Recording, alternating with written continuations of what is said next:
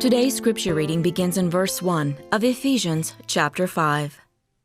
Therefore, be imitators of God as beloved children, and walk in love, just as Christ also loved you and gave himself up for us, an offering and a sacrifice to God as a fragrant aroma. But sexual immorality, or any impurity or greed, must not even be mentioned among you, as is proper among saints. And there must be no filthiness or foolish talk, or vulgar joking, which are not fitting, but rather giving of thanks. For this you know with certainty, that no sexually immoral or impure or greedy person, which amounts to an idolater, has an inheritance in the kingdom of Christ and God. See that no one deceives you with empty words, for because of these things the wrath of God comes upon the sons of disobedience. Therefore, do not become partners with them. For you were once darkness, but now you are light in the Lord. Walk as children of light. For the fruit of the light consists in all goodness, righteousness, and truth, as you try to learn what is pleasing to the Lord. Do not participate in the useless deeds of darkness, but instead, even expose them. For it is disgraceful even to speak of the things which are done by them in secret. But all things become visible when they are exposed by the light. For everything that becomes visible is light.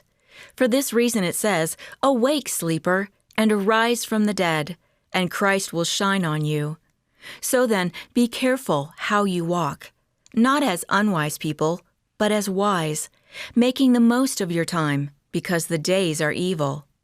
Therefore, do not be foolish, but understand what the will of the Lord is. Godly wisdom enables us to view things as the Lord does, and to respond according to biblical principles. This discernment isn't automatic, but it's available to all believers who try to learn what is pleasing to the Lord.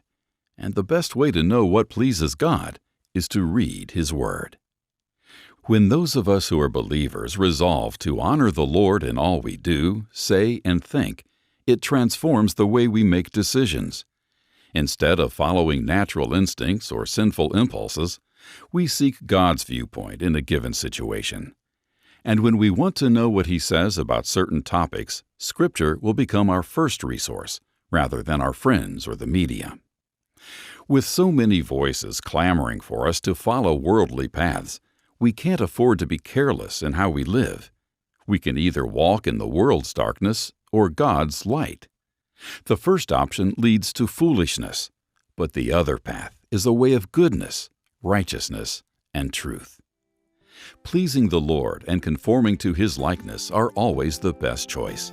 Ask for wisdom today, and God will guide you to live as a child of light.